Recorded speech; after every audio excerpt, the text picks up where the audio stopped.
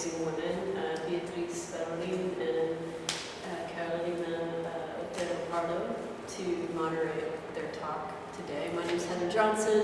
We're all through-line members. We're all visual artists, cross-disciplinary visual artists, actually. And so welcome. The show is called Grounded in Fragments, and it's collaborative. It's kind of collaborative. There are moments where they overlap. Both originally from Venezuela, Beatriz Bellorín and Carolina Otero bring shared memories shaped by migration and motherhood to Grounded in Fragments. As their lives are marked by displacement, their works embody a dialogue with nature as they search for grounding amidst mutual feelings of uprootedness. Through photography, video, installation, and collage, they collect and reinterpret sensory fragments, exploring emotional landscapes encountered in navigating new realities where nature, memory, and identity intersect.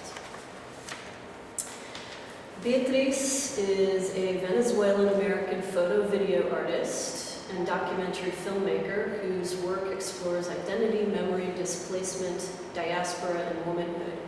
Combining anthropological research and autobiography, she uses archival documents and memorabilia to investigate the entanglements of memory and nostalgia, focusing on their emotional impact.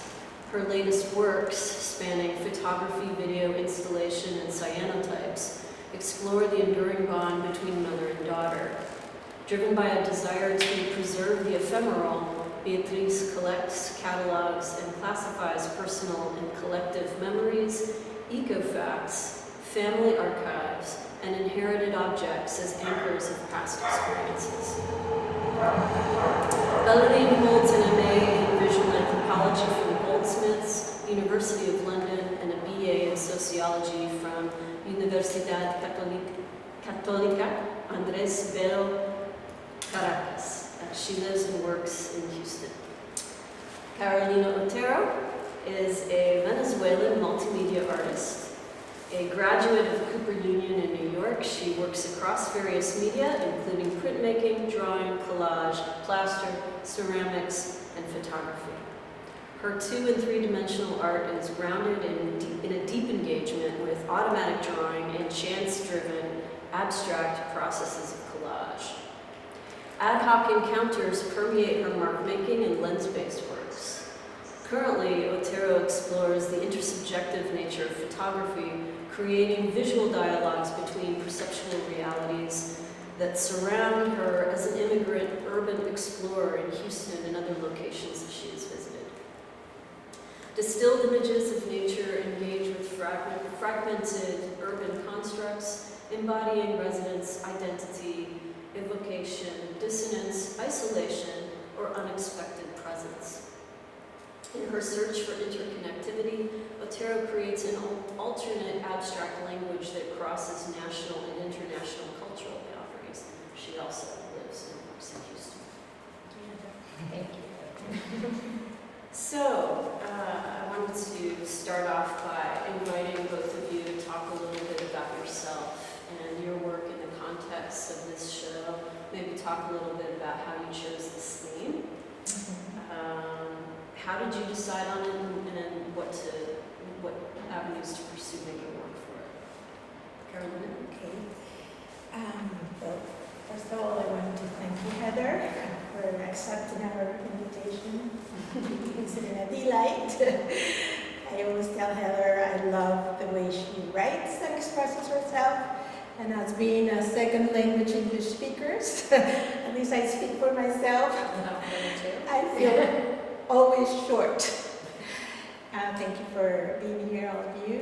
And well, I'll tell you a little bit about myself and my work. So, I grew up in Venezuela in the outskirts of Caracas, in a mountainous region. It's like just 12 miles south of the city, but I didn't grow in the city, and this is important because of the work in this space. I was the youngest of a family of 4 children, and I spent a lot of time by myself in nature and a lot of times drawing. My parents were both artists, and in this solitude and introspective life, I also had a big exposure to many artists of many disciplines. Like they were friends with dancers, poets, actors, and they would work together, they would collaborate. So apart from that, I had a very special school I grew up in that was co-founded by my parents and a group of other people. And it was sort of like a very much hand-on school with a very marked ecological orientation.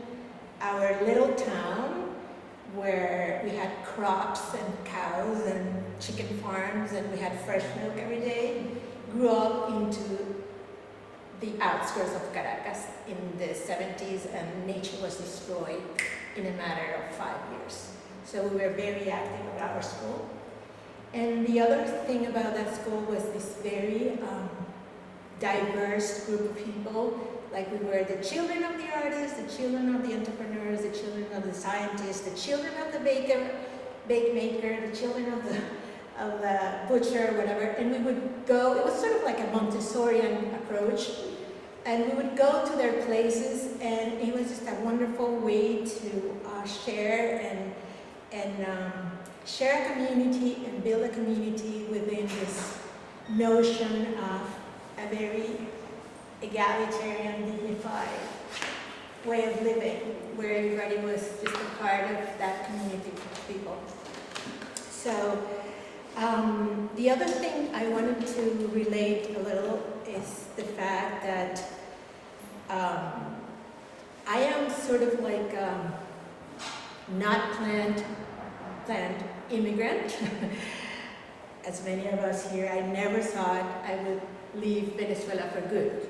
I happened to go to school here, and because of my husband's work, we have lived a little bit abroad by myself and with my family. I lived in France. I was born in France, so I've been a little bit all over, but never had I ever thought that I would not be linked to my country. So this past year I went in the summer, after 10 years, and I had this revelation, bodily awareness of being a foreigner, not in my country, here.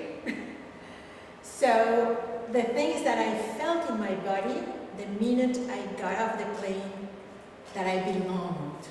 It was like coming back home, coming back to my essential primary waters or sort. It was something almost mystical, you know?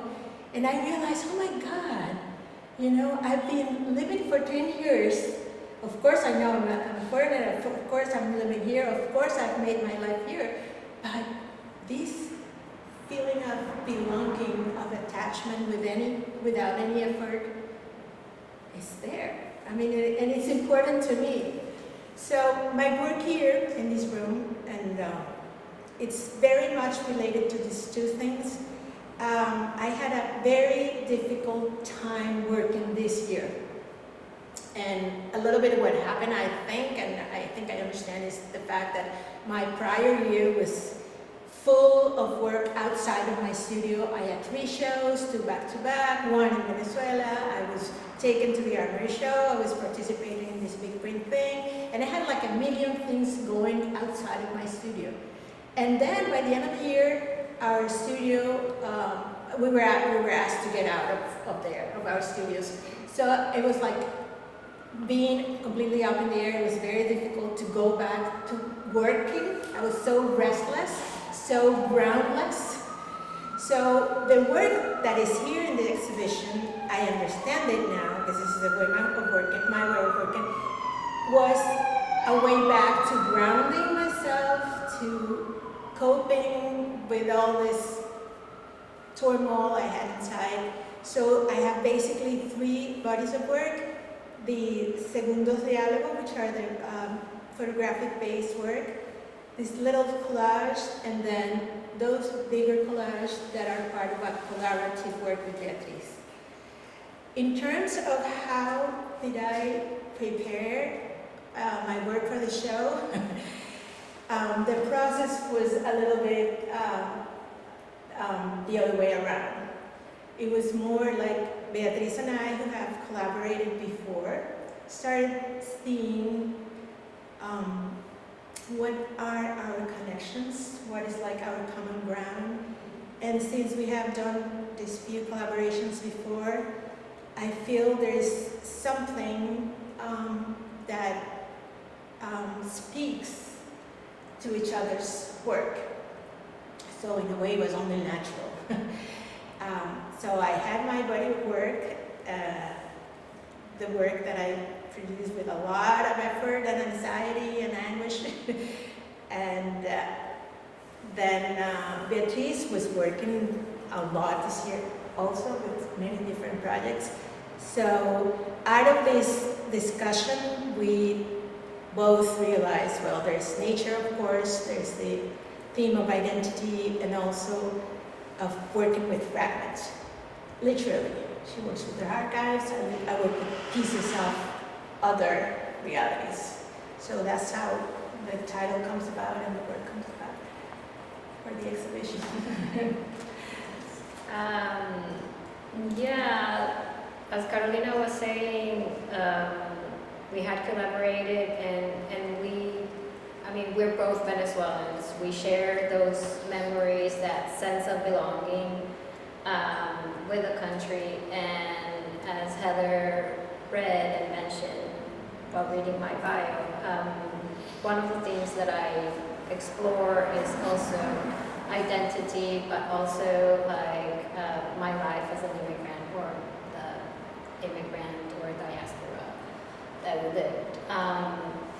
But that wasn't exactly the work that I was developing throughout this year. I feel as an immigrant that layer of who I am is always present in my work, but I have other works that talk about that specific theme more like in depth. But for this exhibition, most of my works center about motherhood, my experience as a mother, and specifically the bond that I have with my daughter, and how it has been transforming and evolving since she was born. But again, like with Carolina, I've always had this interest in memory, and I'm super nostalgic. And we found that was also present in Carolina's work. Carolina didn't mention that we discussed like different ways of approaching the exhibition. Initially, I was telling her that I was working with a theme of motherhood, and obviously that she was also a mother, but that wasn't present in her work, or wasn't because we were just basically on different stages of our lives, I think. Different generations too. Yeah. And when Carolina mentioned also like that revelation that she had, like when she went back to Venezuela, I could relate to that. I feel that although I have a really strong sense of belonging with Venezuela and you know, like our history, our culture, I also feel displaced when I go there. I mean, like I have this sense of belonging that as also like when I put my foot outside the airplane, like, oh, this is home, but at the same time, this is not home, and I also feel as an outsider here.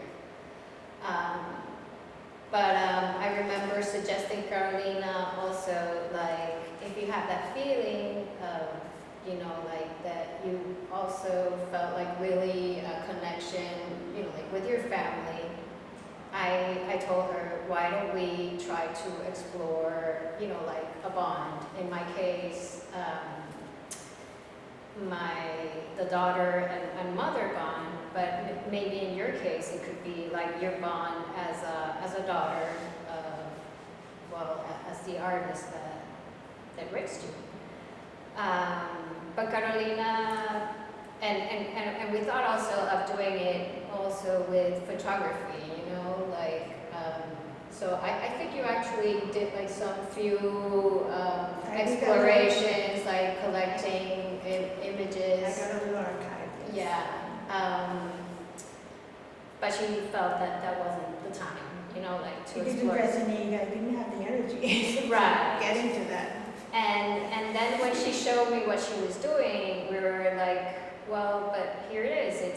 It's nature, you know, like all the work that I've been doing, although it is about, you know, like motherhood, it is also pretty much grounded on nature and the relationship that I have established with my daughter on our daily walks in nature, or just being outside of our house and, you know, like collecting flowers or leaves or something like that.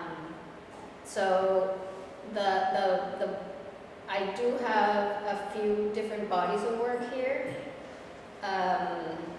When you come in, you see the cyanotypes that they are called Recollecting a Botanical Album. And there's also all this work here that is, I would say it's part of that same work. It's actually like the beginning of that series is this series, which is called Collecting Nature. And it was basically an exploration that happened, like my daughter just started to walk, and she started bringing me leaves, flowers, twigs, or everything that she found, and that was like her way of getting to know the world, sharing it with me. And you know, like I was like the center of her life at that moment, and she was sharing these treasures, and these treasures were really important to her. And I think like this is an experience that happens almost to everybody, but I saw the beauty on each of those limbs or ecofacts that she was giving me. And my first reaction to it, without thinking if I would do anything with them in the future, was just documenting it. And that's because that's what I do. That's like the only thing that I know how to do, is that I document everything and collect and create these archives that might transform into work later on. But I mean, it's just like the way that I do. So I did all this series of documenting all these flowers and pieces of nature, and I saved them and cataloged them. And then obviously she also participated in the process. So in some of the works you can see her hand there. Just basically I was just taking pictures of them in a white background. That was just my dining table. And I had this archive that I then wasn't sure what to do without them. And I was, you know, like questioning myself, what is the work that I've been doing, you know, like through this 2 or 3 years now. And I realized this was the work. And the first works that I did were the triptych that you see there. And I did that last year. And my original idea of how to present the work was just to have a grid with all of the images. But we had the exhibition. I I didn't have the time and I thought of different ways that I could present the work and how like my original idea had also evolved. So I ended up doing this constellation of images that you see in the embroidery hoops.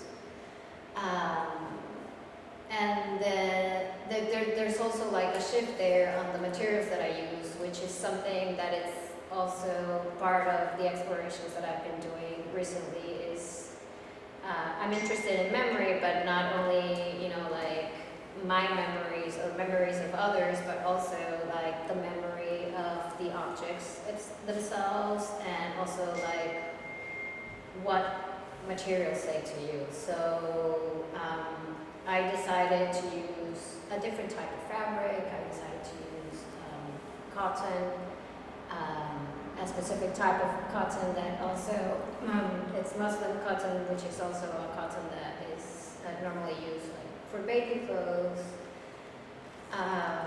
And then the cyanotypes was like thinking how she's been growing, and this is like now like a regular practice for us, that she goes out, she continues to bring all these things to me. But like the initial purpose had transformed, and in her process of just growing up. And I wanted to close that stage, and I decided to do it also again like through photography, but exploring different methods and materials, and that's what took me to start exploring with cyanotypes. And well, there are other bodies of work, but I think we can talk about them after. So, I mean, I have a couple questions, but, you know, the theme that I think connects with the two of you the most is the theme of displacement, right? You know, you're both exploring your own experiences and emotions with this idea of disconnection, and so many of us have this. I mean, this is a common experience that so many people in the United States share in their own unique ways, right? So I wanted to talk a little bit about that feeling of displacement and how you cope with that. But you talked a little bit about that. So Carolina, you know, one thing that I notice in your work is that you have both images and, you know, hand-drawn collages that illustrate that in a very graphic kind of way.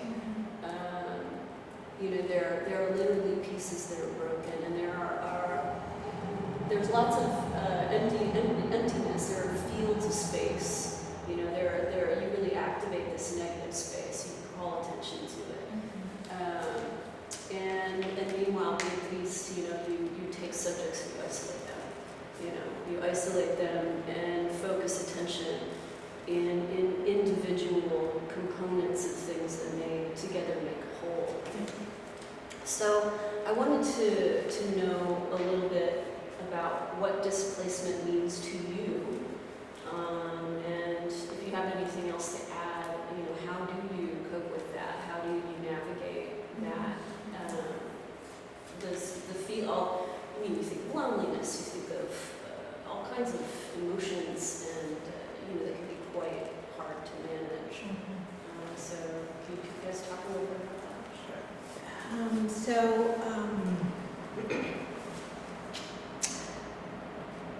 I guess displacement is, to me, it's a very straightforward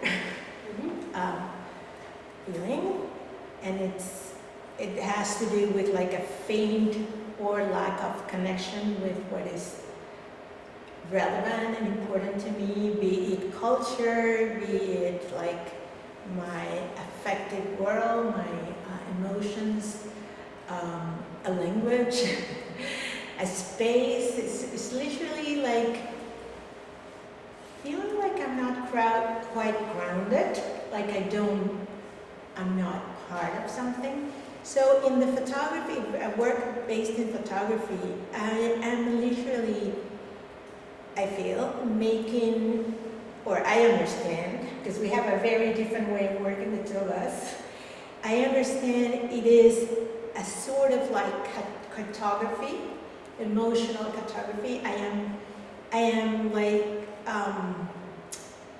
using nature and the city to ground myself, to cope with the solitude. And this is a city where people hardly walk in general, right? And it's a city also that is very green, and there are all these like empty spaces too. So I started doing this year the pandemic, this like sort of like ritual walks where I just am very, in a sort of like meditative way, walking. And I stop when something just sparkles, just calls my attention, but it's more than a visual, perceptual thing.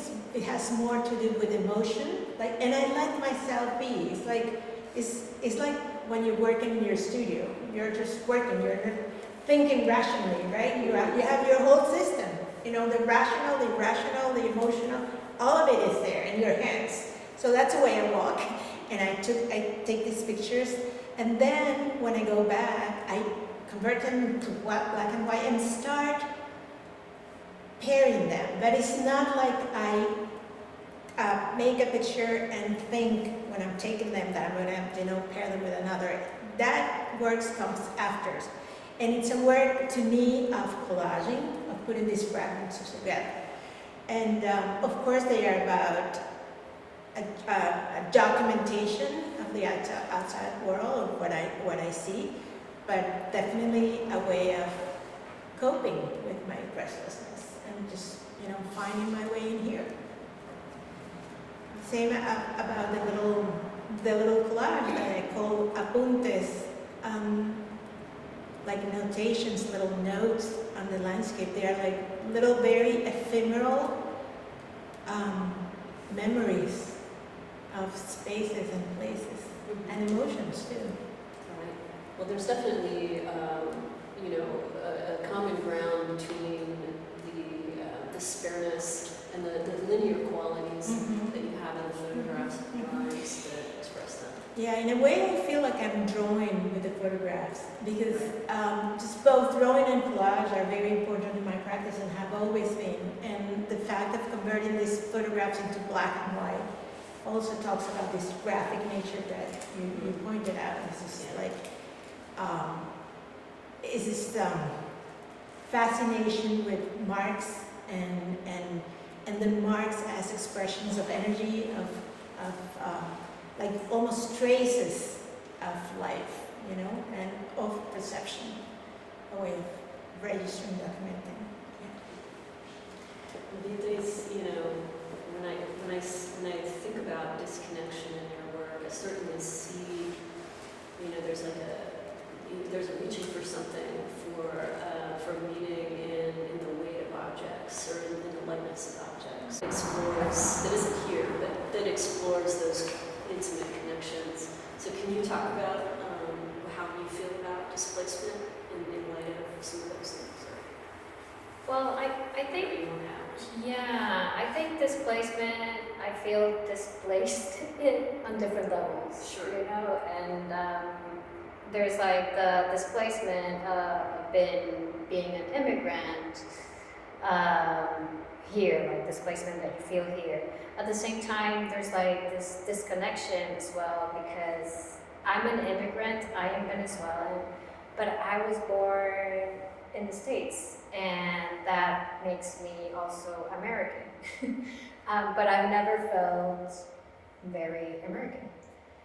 Now that I've lived here for almost 10 years again, I feel like more comfortable here, and also like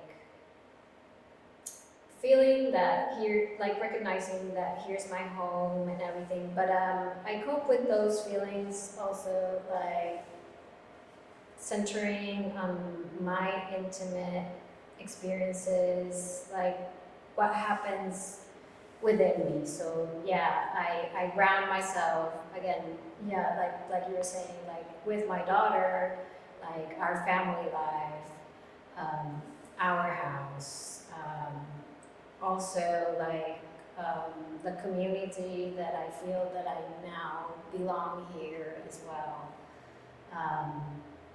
Yeah, nature, all of that, and but also like recognizing that I'm a little of everything. My identity is it's fluid, it's fragmented, and yeah, like working exactly trying to document or preserve little fragments of who I am and the experiences that I've had, and then yeah, trying to bring them together either with a video or with an installation, photographs, basically. So, related to all this, there's also, the question of media choice. As artists, we bring certain histories to our practices that build on themselves, right? We find ourselves really drawn to one way of expressing ourselves or another. Can either both of you talk about the choices for this show that you made to express that intense title, Grounded in Fragments? Were there any moments of clarity that you had, when making these choices that led you to build this show? If that makes sense.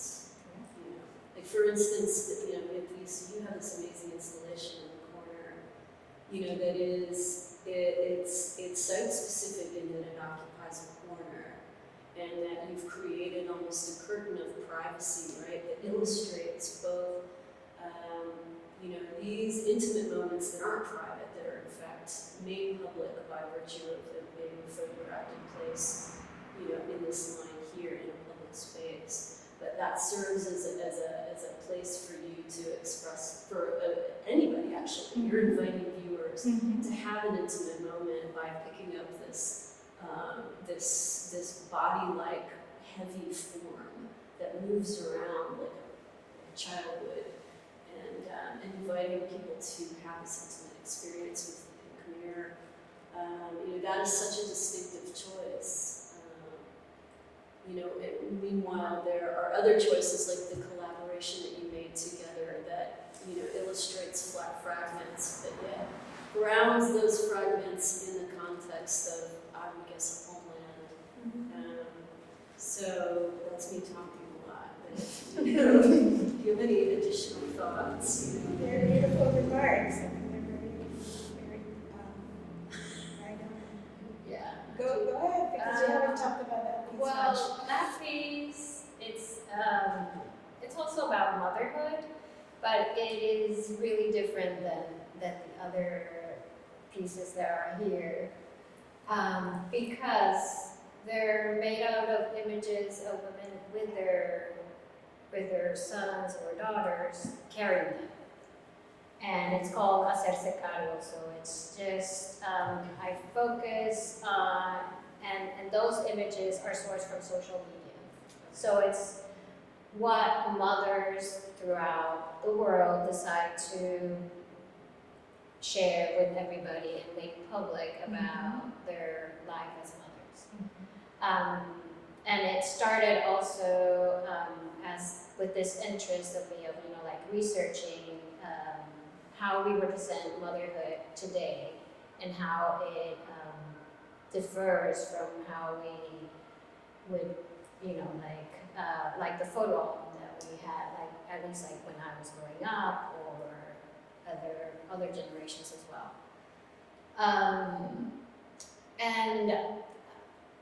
And that particular one was really interesting because I forced myself to, I normally work by myself, and it's like a very solitary experience.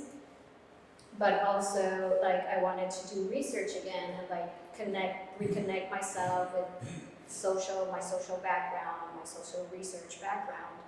And I reach out to all the mothers and establish a relationship with them and told them about this project, and for me, like, all the layers of meaning that carrying the child endured, and if they would allow me, like, to use their images in this mural. I initially had the idea of making a mural. But I always had already the idea of showing the images of everybody, but also having another, like, site-specific installation in which people would be, like, welcome to experience what I was trying to note in the mural. So also I've been working with this project for a year and a half, I would say, and it's been hard. It's been hard, like, to actually get all these mothers to reply to me and either to agree or disagree. But it's been hard and time consuming. And I ended up, as I was already working in a lot of my works with fabrics, and I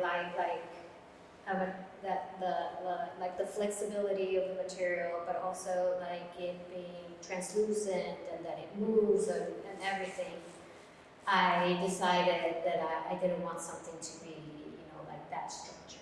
So I went for again, like, a fabric.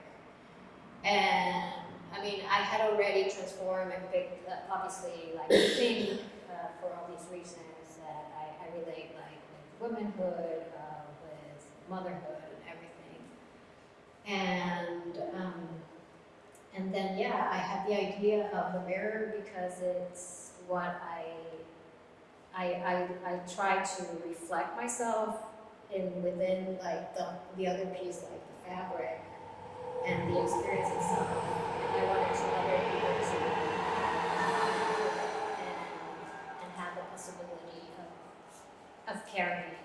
And it's been a beautiful experience, like, to actually see people hold the sandbag, and women that are mothers, women that are not mothers, how they, like, all the feelings and the emotions that they feel and it brings and connect.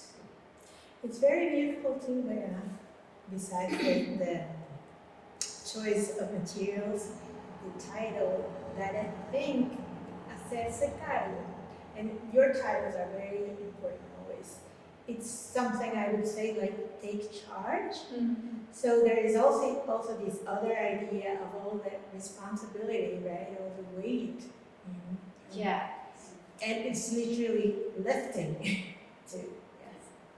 Yeah, but for me it was like a really interesting experience that, although now on social media you get, like, more mothers talking about, like, the beautiful and the not so beautiful part of being a mother, what you pick to showing to the world are those special moments in which you are always happy carrying your child. So that for me was also, like, important. And I would say also when I started that project, I was thinking, like, looking at paintings and how motherhood has been represented throughout history and everything. And obviously, I would think the Pietà. Okay, yeah. But yeah, we're running out there. Thank you. So anyway, what I wanted to say about that is, I guess I lost my train of thought, but It's like a very universal yeah, it's theme and always mysterious, I think. There's a certain generosity, I think, with that particular piece because you're sharing, you're inviting people to share their experiences in a physical way. You're actually inviting people into a space that's yours, which I think is great. So we did start a little bit late, so there's that. We did. So I'm basically gonna let's close with one more question, and that is, what would the two of you, what would each of you want people, audience members, to take away from this work? What do you want to leave people with? What emotions, what ideas do you want people to walk out the door with? So you mentioned the word generosity, and I don't even know if I want people to walk away with something, but rather maybe stop and having the generosity to look at the work and see what it tells them, if anything. I think my work has a lot to do with slowing down and being present and existence in very existential ways. Say the word again. I think both works are very introspective and very much about perception and the senses. And I think that is what we have to offer also.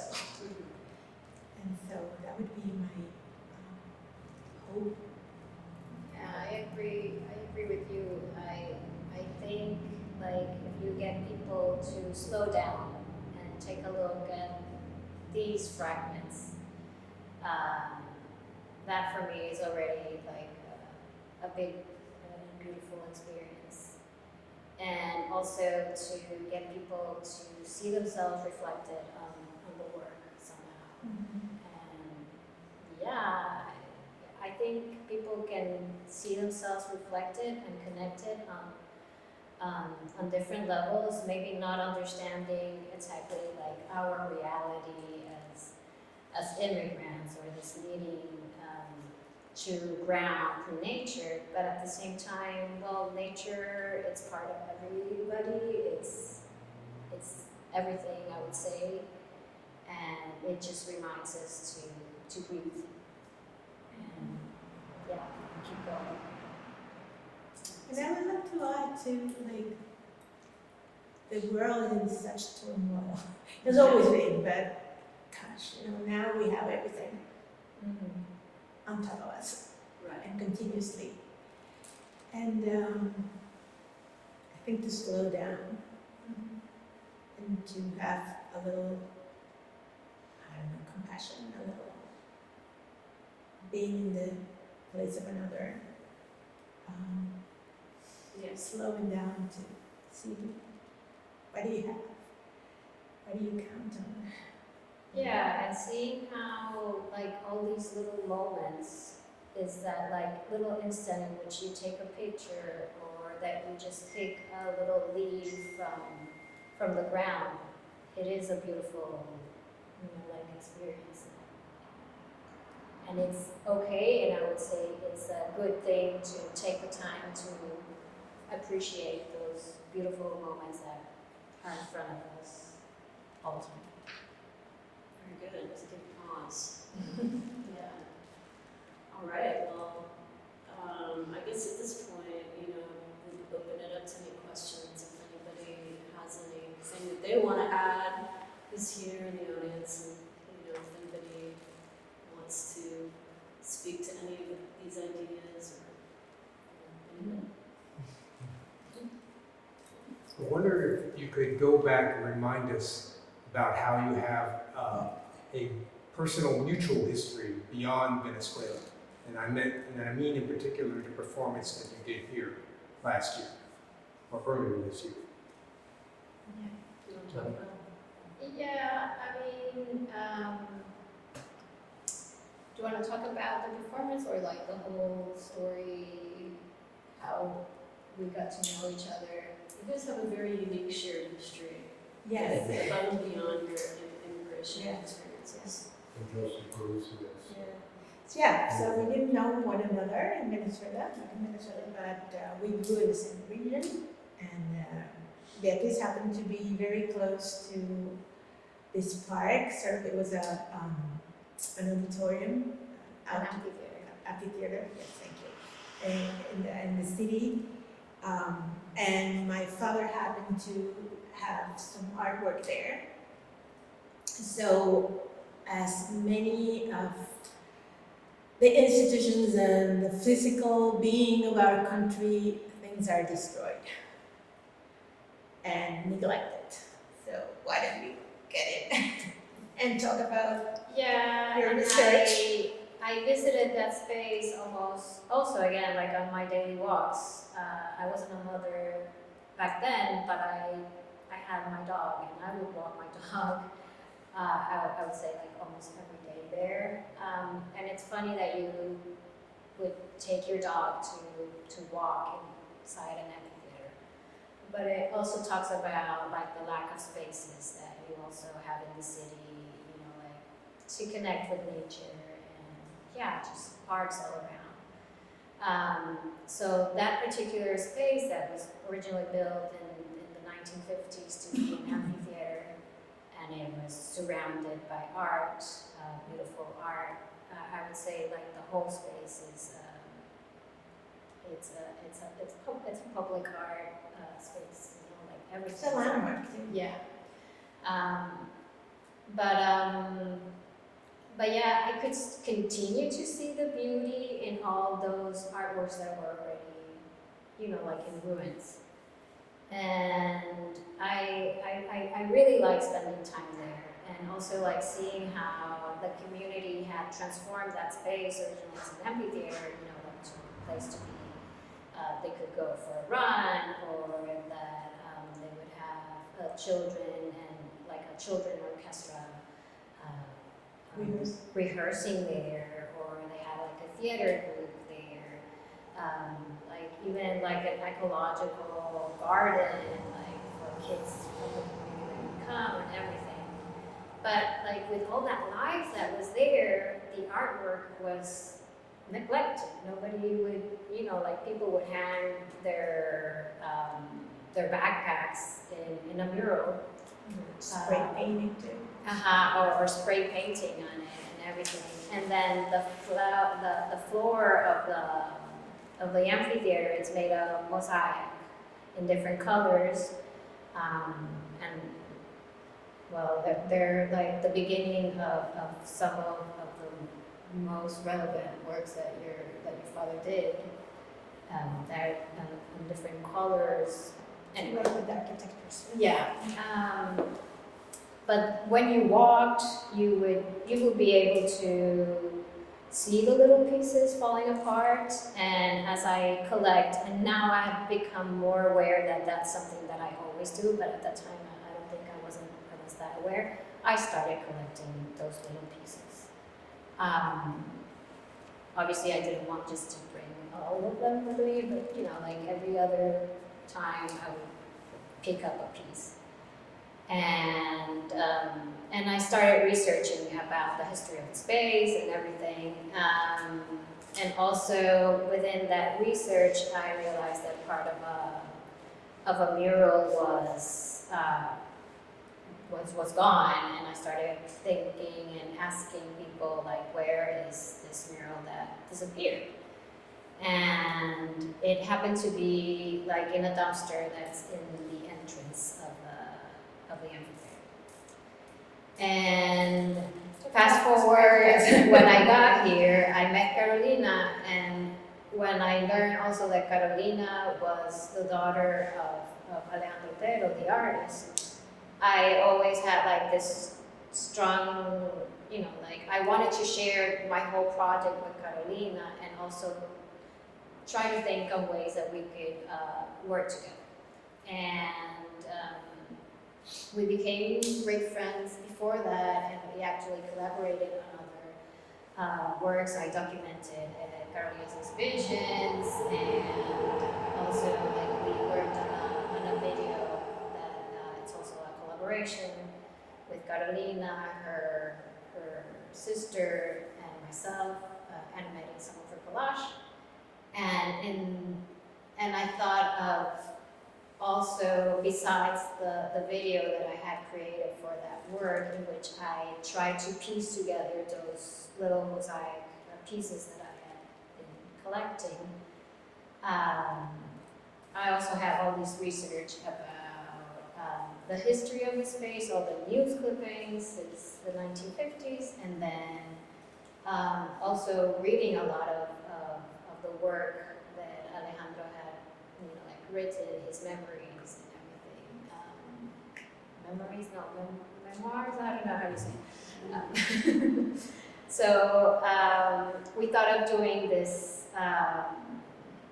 performance here in which I read some pieces of the news clippings of the history of the space, and Carolina read also fragments of her father's writings. And while in the floor that you actually can see still part of the marks there, we tried to piece together something that ended up being, I think, beautiful. So very moving installation and performance is really beautiful. Yeah. There's video projections, washing around the walls, with each of you speaking. And to me, it was a very moving, Yeah, very, very moving experience. I think we have one more question. Well, it's not necessarily a question, but I'm very much taken by your work and actually the origin of what you create, because the notion of displacement is something that I experience. I'm also an artist, and I'm a child of refugees from Ukraine, World War II. And I spent a year wanting to be in Ukraine, but I was in Poland, and I met refugees there. So there's this displacement feeling. And the first time that I visited Ukraine with my husband, who's also Ukrainian, I felt very much at home. I got off the train, stopped in Ukraine, and I was born here in the United States. So even growing up in a diaspora of World War II refugees, I mean, I heard the Ukrainian language, I read the literature. There is a cultural kind of thing that inhabits, that as a child in that, I had no choices, like I want to do this or I don't. It's just something, I always feel like you're fed that, and then you can ignore it or you can actually incorporate it. But this feeling of not being quite where you're supposed to be, or the community isn't the same. And in Ukraine, I felt very much at home, and the people that I met, I felt like I had known them, which both of us were astonished, because we were 30. That was the first, and there was something about the place which I strongly believe that's part of the cultural identity. So when you leave that place and come to another place, you kind of yearn for that, or you don't even know, I mean, and I had never seen this. Mm-hmm. So how could I yearn for it except that the poetry, the music, and everything sort of made was a core element, and we recognized it once we were there. So the displacement, I think, is a very, I don't know, interesting characteristic that so many people have. Yes. Whether they were born elsewhere and then moved, or even if they're not born there, if their family came from another place, that it was not by choice. Yeah. They fled and they spent time in displaced person camps in Germany, and then they came to the States. So, I mean, they had to transition all this time. And the language, I think, is important. Yes. And I really think it's wonderful because your English is great. Because so many people who leave another country, they have difficulty expressing themselves so in a nuanced way. Because the language is a big carrier of that. Oh, yes. So that's all. I mean, I don't have a question. I know that your work is very, well, there's a lot of pathos that I see in it. And it's very introspective, which I like. My work is similar to It's that. similar, yeah. So, and I can take this opportunity to invite everybody to my show in January. So, it's what I'm talking about. Yeah, and I was gonna say that piece that we were talking about with Mosaic is now on view. It's part of the Texas Biennial, and it's on Winter Street. I don't think it's gonna be open today because they have some issue with just opening the gallery. But Gallery sitting. yeah, we all have problems with gallery sitting. But yeah, it'll be until January too. So. At Winter Street Studios. Mm-hmm. Well, Thank you. unless anybody has any last minute thoughts? Yes, no? Just want to thank everyone for coming. Yeah, Thanks thank to the two of you for making this amazing show. Thank you, Ellen, for starting this conversation and all these beautiful questions. Yes.